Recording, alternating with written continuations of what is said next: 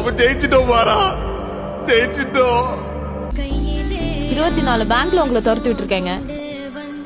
Sir, 8:30க்கு வர சொன்னீங்க. நான் 7 மணிக்கு முன்னாடியே வந்துட்டேன். இவனுக்கு முன்னாடி முதல்ல வந்து நிக்கிறேன். இப்போ வரைக்கும் நான் கூப்பிடவே இல்லை. வெயிட் பண்ணுங்க, wait please. My dad's on the deathbed. நான் அவரை போய் பார்க்கணும். Please help me. அவன் பறக்க போகிறான் என்று பேச்சு சொல்கிறான்.